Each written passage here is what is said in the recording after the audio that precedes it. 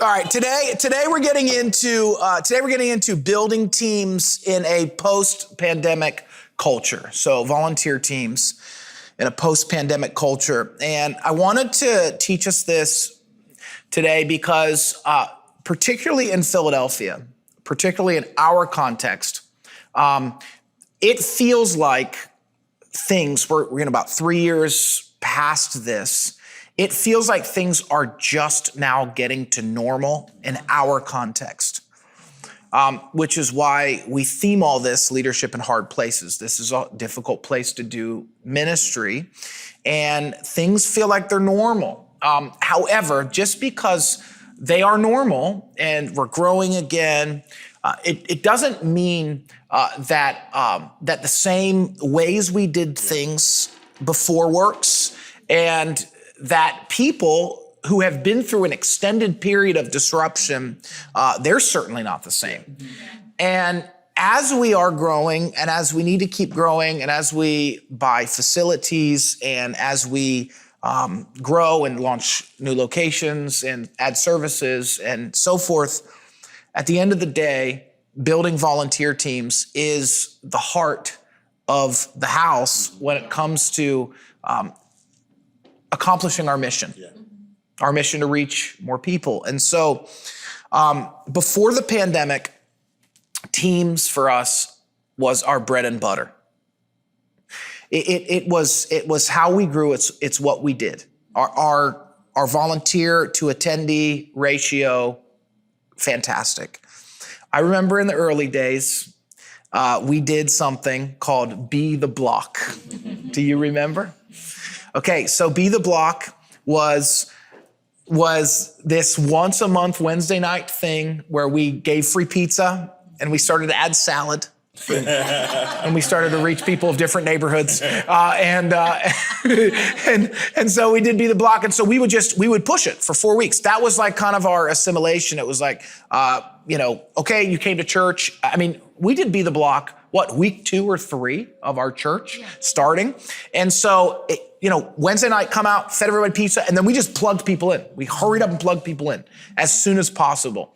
We were probably a little too aggressive when it came to building teams, but it definitely grew our church. I think we developed, though, a reputation of being too intense, and like, if you're going to be here, you got to do something, which on one level, not the end of the world. Like, you can't sit around and take up a pew and do nothing, but it was probably just a little too much, but we got away with it before the pandemic. Well, then that happened and a lot changed. Specifically, things that we really have been battling that changed a lot is like guest flow slowed down. Salvations responses slowed because guest flow slowed. That would result in new volunteers being less, and then it would also result in attrition rate increasing. So we would lose people before because we were too intense, but there was so much replacement. We were replacing faster than we were losing. So, but now we were like, oh, we can't afford to do that. We kind of have to change. We can't be animals here. And so I think people were especially tired through COVID, obviously. People were untrusting. People were overwhelmed. They were reevaluating everything, and they were guarding their time and their energy. And while some of it was and is selfish, some of it isn't. And so we've had to navigate and manage this. So how do we build teams in a post-pandemic culture? Because we still have to. I do think, and I want to kind of give you guys some kudos and credit. We were all very intentional with our volunteers through COVID and through the couple years climbing out of it, from delivering gifts to people's houses, to making millions of phone calls, to sending cards. We knew, though, that this is the lifeblood of our church. And so, but here's the question that we're answering today. How do we keep and how do we grow our volunteer base during a post-pandemic culture, especially when we need volunteers more than ever? We're never going to be a church, particularly in a hard urban place like this, where we can throw money at it. Right. Can't do it.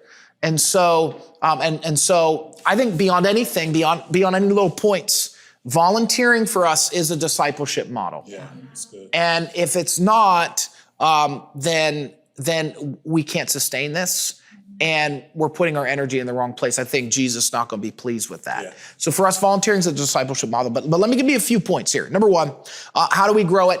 Well, culture is still everything. Culture is still everything. But to grow in a post-pandemic culture world, we've had to adjust our culture. Yeah. Okay? And so I want to say this, though. If you can keep a strong base, that usually speaks for itself. So we've had to really manage the attrition rate. And if somebody stops volunteering, it wasn't because it was us. And I think that is not only where we need to, I think that's where we've moved to and are moving to, but where we need to stay. If someone stops volunteering, it's not because we pushed them too hard, or it's not because we were foolish, or we didn't lead well, or we didn't disciple well. Like, it's gotta be a scenario that's extraneous. Yeah. Okay. I do think FOMO is still a thing. And I think that the kind of culture we are building and want to build when it comes to volunteering is, man, you missed out. Yeah. And so, which is why we do our team conference every year, and why we've had events like team nights, where this is not just let's hurry up and throw something on. There's thought, there's intentionality to it, there's deep care. The presence of God is invited. We're teaching legitimate stuff. We want volunteers to feel like, and this is no, there's no shame to this. You're part of something special. Yeah. And if you're not volunteering, you are missing out on some of the best parts of being a part of our church. If you're not volunteering, we're not going to make you feel bad, but we want you to feel that you're missing something. Yeah. That's good. Okay, we do something once a month called All Staff, and this is where we intentionally pour into our volunteer leaders monthly, and sometimes we invite others who are in a leadership pipeline there. And I think these All Staffs, again, this is a place that we have to take seriously. We're teaching leadership, but we're getting into God's presence and pouring back into our leaders. We have to keep pouring back into these people in hopes that this makes its way down to volunteers. I think an important aspect that we have to keep doing is taking care of our volunteers, but making them feel seen. Yeah. Making them feel seen, which we'll talk about a little bit later, but again, it's culture. It's all about culture, and I want to talk about a little bit of the culture we have before service. Now, we've got all kinds of teams, from worship to production to any sort of church teams. I love our worship culture. In fact, I'm going to interview Sharon for our follow-up to this about our worship culture and how we really do our very best to not pay musicians because it's a culture thing, which by the way, a slow growth is better than no growth. True. Yeah. Rather grow slow. We rather have a missing piece than not have good culture. Yeah. But I want you to, Pastor Julio, pastors our Port Richmond location. I want you to read our declaration and why this is a culture thing, why this is so important, and what we do with this. Yeah. So our declaration, essentially what it is, it's something that we say each and every single Sunday before we volunteer. We say it even before we go and serve our community. We go and we say this declaration. It's a way for all of us to be unified in mind, unified in body, and then unified in mission, and really keep that in front of us. And so every single Sunday, I'll reserve the hype that we use for production purposes. But essentially, this is what it is. And so this is a call and response declaration that we do. So we'd have a leader kind of leading everyone else. And it says this: today we're on mission to revive every block. And as I serve today, I'll be more like Jesus. I'll see people get saved. I'll see Philly transform, both now and for generations to come. So I'm all in. And as a church, our hands are open, our hearts are willing, our feet are planted, and we are here to stay. It's great. And this is a culture thing. Yes. And the reason it's a culture thing, because we're saying, there's a line in there that you say that I think is so powerful. Today, I'm becoming more like Jesus because this is a discipleship process. Yeah. If I'm serving, I'm doing what Jesus came to do. I'm becoming more like Christ. I'm serving like Jesus. You know, we have accountability. Culture, there's accountability in our culture. That statement says that. Yep. When somebody doesn't serve and you're following up with them, do we direct them back to this declaration? Yeah, it's the reason why we serve. And even if they're shadowing a team for the first time and they're like, man, I just want to even see if I want to serve, this declaration is a testament as to why we do it. That's great. And kind of like you said, like the culture is going to speak for itself. And so they're going to see this and they're going to be like, I want to see people get saved. I want to be part of that. I want to see Philadelphia transformed. And they're going to be drawn to that and want to stay. It's great. So look, culture, guys, if we want to keep growing volunteers in the post-millennial culture, our culture, it's still vitally important. It's just that we've had to change our culture. Yeah. Okay. Number 2, compelling vision has never been more important. If we want to build volunteers, compelling vision has never been more important. So here's some questions that we ask ourselves when we're casting vision. Why am I doing this? Like volunteers are going to ask that question, or potential volunteers, why am I doing this? And it can't just be, I got to help the church out. Right. Because that's not working anymore. Right. Okay, so back in my mom's day, if you will, and my dad's day, pastor would be like, I need 100 people to go to the 8:30 a.m. service.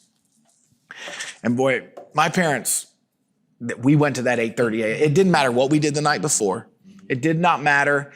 It just didn't matter. It didn't matter if I stayed up all night. We were at that 8:30. Because why? Because pastor said so. That ain't like that no more. Yeah. And so why am I doing this? It's not because pastor asked me. It has to be more than that. Yeah. It's not because leader asked me.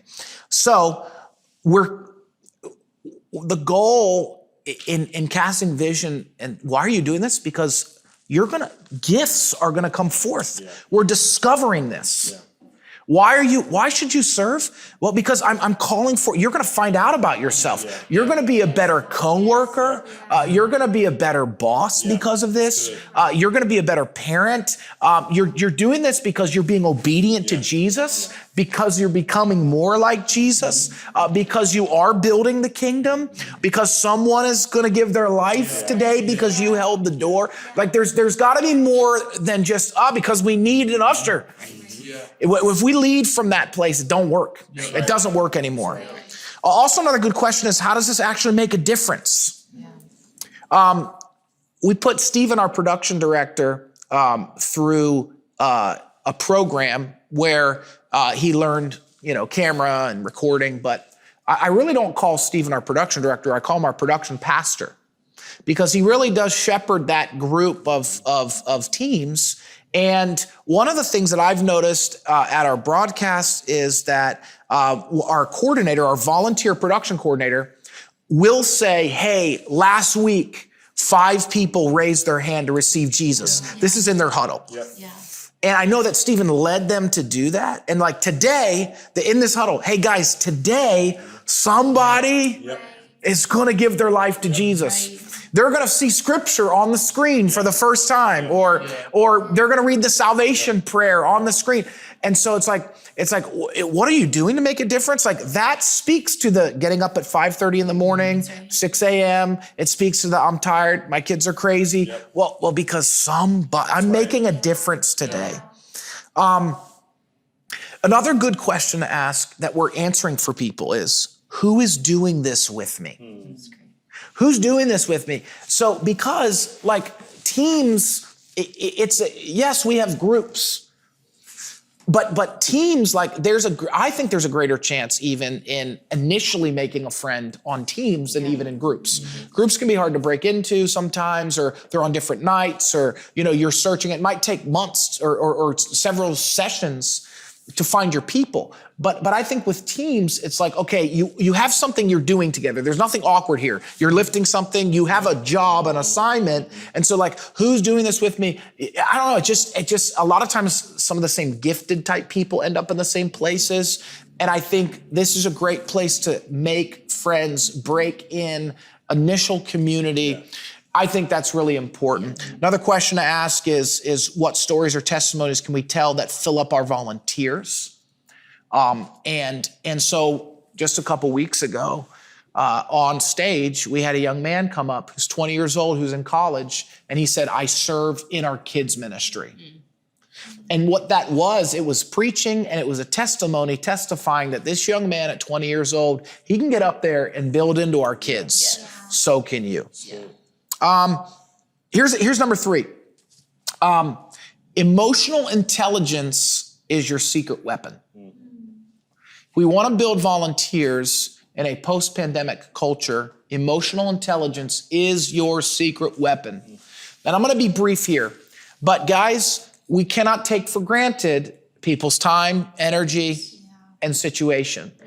And I think sometimes as leaders, we say stupid things because we're tired, because we're actually not thinking. And we have to see what people are going through. You can't schedule someone 3 weeks in a row and not be aware, like not, number one, have the relational equity to do something, to do so, or not know what's going on in their life. Or not have your, if you're a staff person and then you've got some volunteer leaders under you and you're noticing like, man, you've got the same people serving, or like you've got a leadership problem here. Like you don't have enough emotional intelligence to understand why they keep having leaders not stay and not go. Like you've got to dive into that. And I think a lot of times our issues stem from a lack of emotional intelligence. We're just not paying attention to what somebody's going through. We're just not understanding like this isn't the moment to ask them, or we're not understanding that they're in transition right now and they just moved or they just changed jobs. And like we're pressing people when we don't need to be pressing people. We do need to press people. We just need to press people at the right times, at the right moments. Emotional intelligence is everything. If you don't have it, you don't belong on this staff. You don't belong leading people in hard places. Here's number 4. We've got to establish clear volunteer pipelines that enhance ownership. So what makes volunteering great? Well, it starts at the top: leadership, responsibility. People need clear steps. They need clear direct reports. And if we are not, for us, we've got different layers of leadership. We've got, you're a volunteer, then you're a team lead, then you're a coordinator, then I don't know what happens after that. But what I'm saying is I just want to say this to all of us, like if we don't have clear lanes for people, where they go or where they belong, I think that's gonna limit people. Somebody who's been serving in a specific role for a very long time, what's next for them? What lanes have we created for them? Are they getting bored? Are they gonna burn out? I just want to caution us there. We need to keep establishing clear volunteer pipelines and understand, what is the end goal here? Are you trying to come on staff? Do you want to work in ministry? Is there a greater level of engagement or involvement? Do you want to take over more things? I just communication and understanding where people belong and want to go. Hey, are you happy? You happy being the greeter, leader, and coordinator for the next 30 years? Some people want that. And that's fine, but we've got to have clear lanes, and then we have to have clarity with them. Okay, here's the last one. I'm closing with this one. I think we need number 5. We need layers of recruiting. All right, so if we're going to build volunteer teams in a post-pandemic culture, we need layers of recruiting. And what I mean by that is the stage is not enough anymore, but it's important. Series are not enough anymore, but they're important. Emails, they're not enough anymore, but they're important. Personal relationships and asks, it's not enough anymore, but it's important. That's why culture is so important. Expanded opportunities, it's not enough anymore, but it's important. Okay, serving isn't just a volunteer team. It's Serve Saturday. It's other ways that people serve. And so the final piece of this is I think we've had to change our language in developing and recruiting new leaders and new volunteers. And I think we have to try what works for different people. So some new language that we've picked up and that I think that we should pick up in our recruiting and our layers of recruiting is, hey, this is about community. Hey, this is more about connection than what you're doing. Hey, this is not a church you go to when you serve. This really becomes my church, your church. You are totally needed, but this is not need-based. Yeah, that's good. Yeah, it's good. And so like where previously we'd be scrambling going, oh my goodness, we got to fill these roles. We got to, like, we're in crisis. Where now it's like, no, we're not going to lead from that place. Like, we're not in crisis. We're going to get through the day. Right. And if people feel that they're in crisis, they might serve out of like feeling bad, but that's not going to last. Right. So you're needed, but we don't need you. Yeah. That's good. Another one I like is it's better with you. It's better with you. So I'm sure that many people have different ideas and ways, but for us, I think these are the areas we're focusing on. If we're going to grow in a post-pandemic culture, culture is still everything. We got to firm up our culture.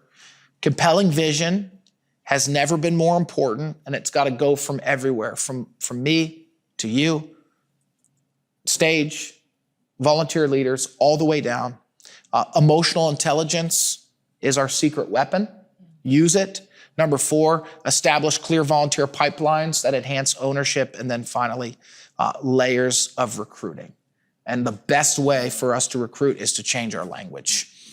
So I hope we have the greatest. I know we're going to have the greatest volunteer season we've ever had. And volunteers are going to feel seen, loved, and know they're making a difference. Yeah, that's great.